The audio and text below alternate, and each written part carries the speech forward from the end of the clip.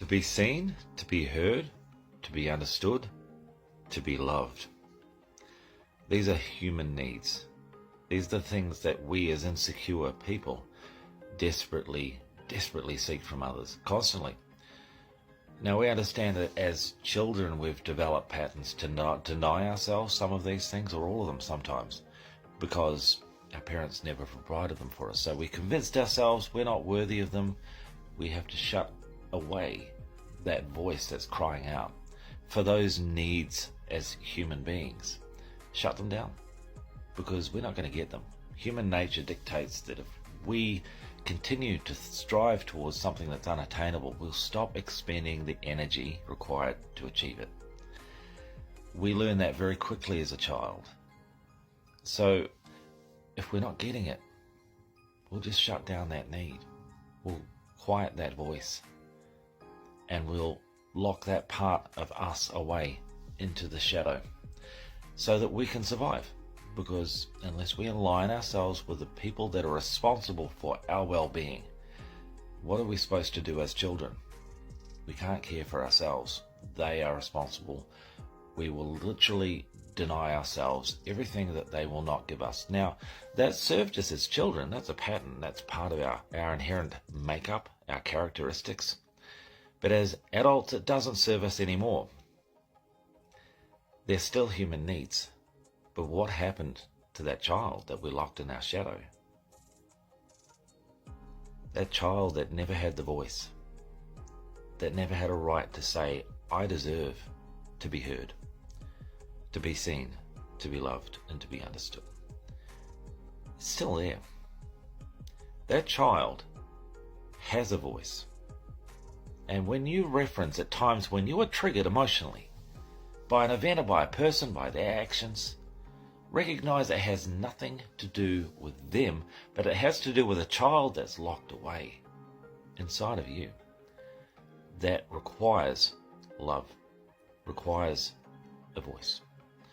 And it's your job, not anyone else's, not your dismissive partner, not a parent who refused to acknowledge you. It's your job to unlock that child and let them out and let them be heard. How do we reach them? How do we find that? Our entire life we have developed skills to hold that child where they are and not let them out, because our subconscious is telling us it's not safe. You're not worthy of even having that voice, because that subconscious pattern is permanent until we recognize it and we see it, and that's what we're doing. How then do we reach the child? Okay. Dwelling on a thought might sound simple. Many of my clients will say, how can it be that simple? Surely it's more complicated. I haven't managed to achieve this my whole life. Why is it so simple as just thinking? It is what it is. And when we refuse to see what we do with an event in the past that's affronting, that's traumatic, that's a difficult thought for us, as we deny ourselves the right to even think about it, we'll think about something else, we'll distract ourselves.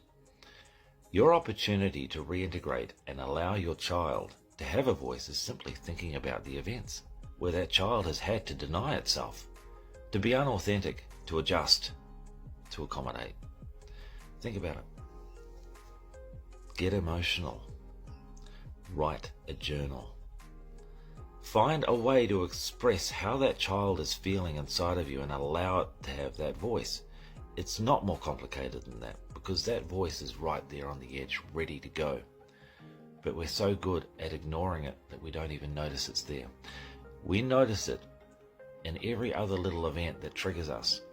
It's sitting there, and if we recognize that that emotion is not coming from the event that we're experiencing, it's coming from a past experience. Ask ourselves, why am I feeling this way? When did I first feel this way? What events as a child did I feel this emotion? And dwell on it. The next thing is to have a conversation with yourself. That might sound strange, but just imagine. As a child, you found a safe place to go. There always was somewhere you could go to withdraw and be alone. In your mind's eye, imagine yourself where that child went. And Ask questions. How are you feeling? When you find that child, you'll find that those emotions start to come out when you ask the right questions of yourself. How am I feeling? How are you feeling? Tell me a story. Would you like to play a game? Show me what you're doing. Would you like to know what my life is like? Would you like me to show you my aspirations, my friends, my career? Would you like to come back with me? This process to go through might sound like a ridiculous thing to do, but that child is waiting to be acknowledged. And we're desperate to have other people, other than us, acknowledge that child. But the thing is, it was us that denied that child a voice in the first place to create the pattern, to create the safety. And only we can allow that child to have the voice again.